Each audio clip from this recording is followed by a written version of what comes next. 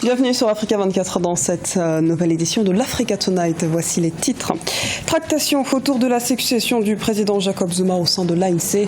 Alors que les élections municipales sud-africaines ont acté le désaveu d'une partie de la population pour le parti au pouvoir, des jeunes cadres du parti militent en faveur du départ du président dès 2017. La CEAC s'agrandit. 9 ans après l'avoir quitté, le Rwanda a réintégré officiellement la communauté économique des États de l'Afrique centrale ce mercredi. Le pays des Mille Collines, membre fondateur de l'institution en 1983, s'était retiré en 2007. Et puis au Gabon, l'agriculture s'invite au sein des débats présidentiels. Comment la classe politique apprécie le programme agricole Graines? Quelles sont les composantes de ce programme et les moyens engagés pour sa mise en œuvre? Éléments de réponse à suivre dans ce journal. Mais d'abord, la suspension d'un parti fait grand bruit en Tunisie. Lors d'une conférence de presse tenue ce 17 août, Hizb ut-Tahrir, un parti islamiste radical tunisien, a dénoncé la suspension de ses activités par la justice. Suspendu pendant 1 mois, le parti a par ailleurs annoncé qu'il poursuivrait son travail et a parallèlement posé un ultimatum de 30 jours au gouvernement pour l'encourager à revenir sur sa décision. Une bataille de succession autour du président sud-africain s'est engagée en Afrique du Sud. Pour l'heure, ce sont les jeunes de l'ANC qui souhaitent que le chef de l'État, Jacob Zuma, quitte la présidence du parti dès juin 2017. Ces derniers espèrent que les cadres de la formation seront à même de se concerter pour choisir un candidat faisant consensus. Les précisions à Didelati Merabel-Bissou. En Afrique du Sud, les jeunes du Congrès national africain souhaitent que Jacob Zuma quitte la présidence du parti au pouvoir en juin 2017. La Ligue demande au cadre du parti de désigner le successeur du président Zuma. Ces jeunes du parti historique sud-africain veulent que le président actuel du parti se consacre uniquement à ses fonctions de chef de l'État jusqu'à la fin de son mandat en 2019. Bien entendu, ce n'est qu'une demande que nous avons vue là. Ça veut dire qu'au final, ne serait-ce que l'initiative elle-même va dépendre du rapport de force interne au parti. Et si les partisans de Jacob Zuma sont plus nombreux, il va sans dire que l'initiative n'aura pas lieu. Mais les jeunes, pour leur demande, expriment un besoin, une volonté qui va maintenant faire son chemin à l'intérieur du parti et on verra à la fin, en fin de compte, quel est le rapport de force qui se dégage, soit pour le maintien des Zuma comme chef du parti, soit pour son changement. Le mandat du président Jacob Zuma au sein de son parti s'achève en décembre 2017. Pourtant, les jeunes de l'ANC veulent que le président actuel du parti cède sa place au mois de juin 2017. Certains analystes voient en cette volonté politique de la jeunesse de l'ANC une manière d'empêcher l'union des opposants au chef de l'État au sein du parti. Tout dépend aujourd'hui du bilan de Jacob Zuma, aussi bien sur le plan économique, mais aussi sur le plan politique. C'est pas étonnant que cette demande de changement intervienne juste après les élections municipales. C'est une conséquence directe des résultats des élections. Cela signifie que Jacob Zuma n'est plus en mesure de conduire le parti politique à la position que ce parti détenait depuis longtemps. Donc si on va effriter la base, l'emprise du parti sur le pays, il va sans dire qu'au sein du parti, certains vont commencer à penser est-ce qu'il ne faut pas mieux changer de leadership. Le nom qui revient dans les sondages est celui de Nkosazana Zuma en ce qui concerne la succession à la présidence de l'ANC. À la tête de la Commission de l'Union africaine depuis juillet 2012, elle quittera ses fonctions en janvier 2017. Le Rwanda a officialisé mercredi son retour au sein de la communauté économique des États de l'Afrique centrale. Le processus de réadmission démarré en mai 2015 a ainsi permis au pays de redevenir le 11e État membre de l'institution d'intégration régionale. Le pays avait en effet quitté l'organisation en 2017. Les précisions d'Olivia Vieré-Dobry.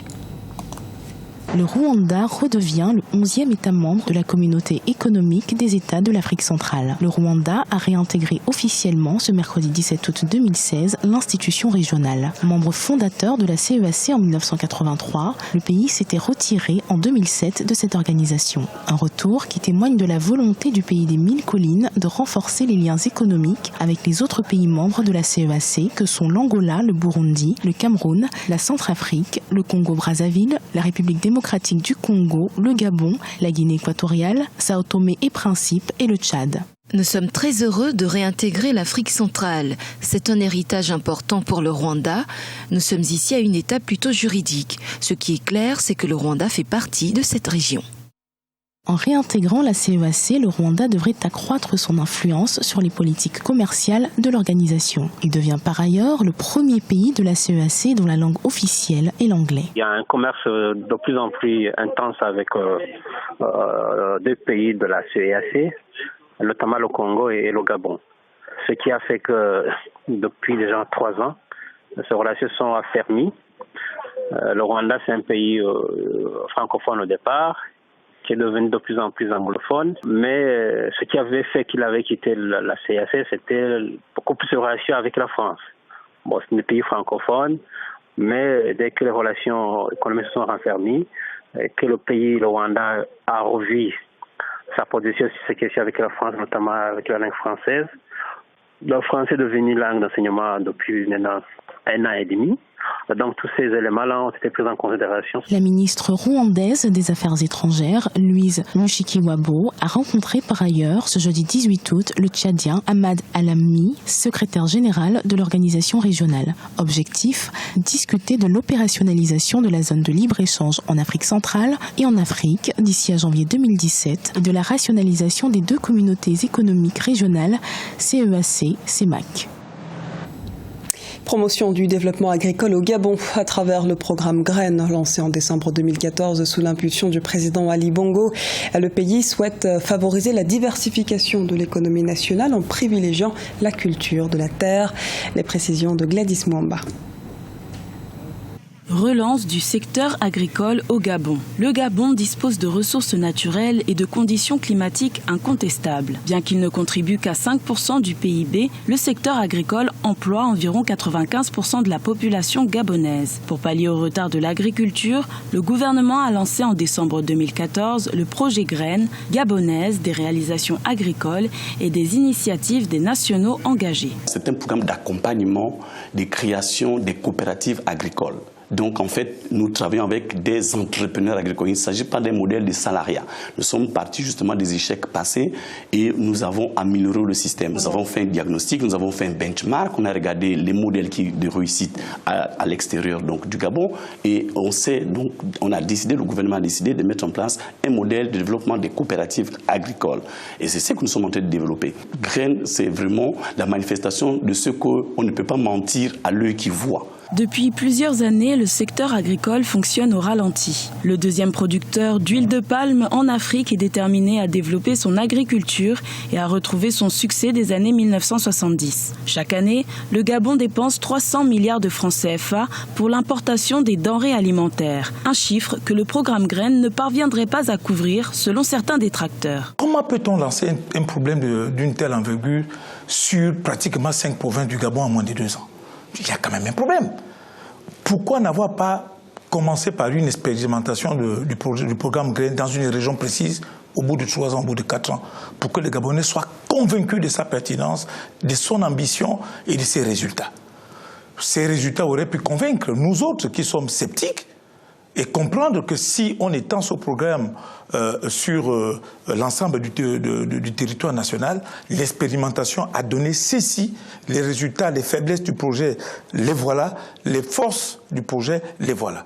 À partir de ce moment, on peut continuer à étendre le projet sur l'ensemble du territoire national. Effectif dans 5 provinces, le programme Graines devrait s'étendre sur l'ensemble du territoire. La politique menée par le président Ali Bongo Ondimba depuis 2009 ambitionne d'élever la contribution de l'agriculture au PIB à 20% d'ici 2020 et de réduire les importations alimentaires de 50%. Un défi que devra relever le prochain président élu à l'élection présidentielle du 27 août 2016. Et c'est dans ce contexte que se déroule actuellement la campagne électorale gabonaise qu'Africa 24 vous propose de vivre tous les jours jusqu'au 26 août en direct de Libreville. Suivez l'émission Enjeu avec Thierry Ngangang à partir de 19h15 GMT. Elle sera suivie du grand débat de la présidentielle à partir de 20h30 GMT avec Babilas Boton et Marie-Angèle Touré. L'actualité incontournable, c'est également la poursuite des JO 2016. Les Jeux Olympiques de Rio sont le théâtre de nombreux événements pour les athlètes africains. Les faits les plus marquants de la compétition et les événements à ne pas manquer nous sont décryptés par José Douglas. Et un peu de triathlon pour commencer, et qui a été justement l'affaire de deux Britanniques, Alistair Brownlee en 1h45 minutes et 3 secondes, suivi de son frère Jonathan, 1h45 minutes et 7 secondes. Le Sud-Africain Joe Showman a terminé 3e après la course à pied de 10 km, dernière épreuve du triathlon. Nageur de formation, il effectue sa transition vers le triathlon à l'âge de 17 ans. Il participe à ses premiers championnats du monde de triathlon en 2014 où il finit 52e. L'année suivante, il gagne 40 places et se positionne au 12e rang. Après avoir remporté le titre de champion d'Afrique en 2013, pour la première fois lors de l'épreuve d'Agadir au Maroc, il conserve son titre en dominant le champion 2012 Richard Murray en 2h10 minutes et 15 secondes. Nous passons à la boxe avec les supporters marocains qui n'ont visiblement pas digéré l'élimination de Mohamed Rabihi aux portes de la finale. Le boxeur marocain de 22 ans, des poids welter, moins de 69 kilos, a été battu en demi-finale par son adversaire, l'Ouzbek Chakram Giazov, qui a pris le dessus durant les 3 rounds du combat. Même si le Marocain revient de Rio avec une médaille de bronze autour du cou, la première pour le Maroc, il a pointé du doigt les erreurs d'arbitrage. Je vous laisse l'écouter. Je remercie Dieu pour cette expérience olympique et je le remercie de ne pas me laisser rentrer les mains vides. J'ai gagné une médaille de bronze qui sera ajoutée à mon palmarès. Je serai à Tokyo en 2020 et aux Jeux olympiques en 2024. Donc j'espère que je vais avoir la chance de gagner plus de médailles. Usain Bolt, imbattable sur le 100 et le 200 mètres, image du 200 mètres justement, la finale où il a encore battu tout le monde avec un temps impressionnant, 19 secondes et 78 centièmes. Deuxième est toujours en embuscade, le Canadien André Degrasse et la surprise avec le Français Christophe Lemaitre qui prend la 3e place avec un temps de 20 secondes et 12 centièmes. Et les supporters d'Usain Bolt, toujours aussi euphoriques, ils sont heureux pour le roi. Écoutez-les. Je ne suis pas surprise, je savais comment ça allait se passer. C'est le plus grand athlète de tous les temps. Je ne trouve pas de mots. Alléluia, voilà ma réaction. Je remercie Dieu, nous sommes heureux et très reconnaissants. Heureux et plus encore, il représente tout pour nous. Il n'y a même pas de mots.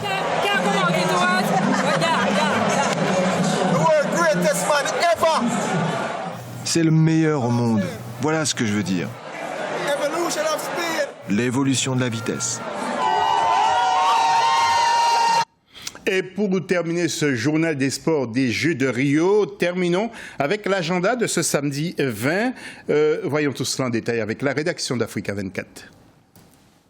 Le Nigeria affrontera le Honduras en match de classement dans le tournoi masculin de football le 20 août à Belo Horizonte. Le vainqueur du match décrochera la médaille de bronze. En athlétisme, plusieurs finales sont prévues samedi 20 août à Rio.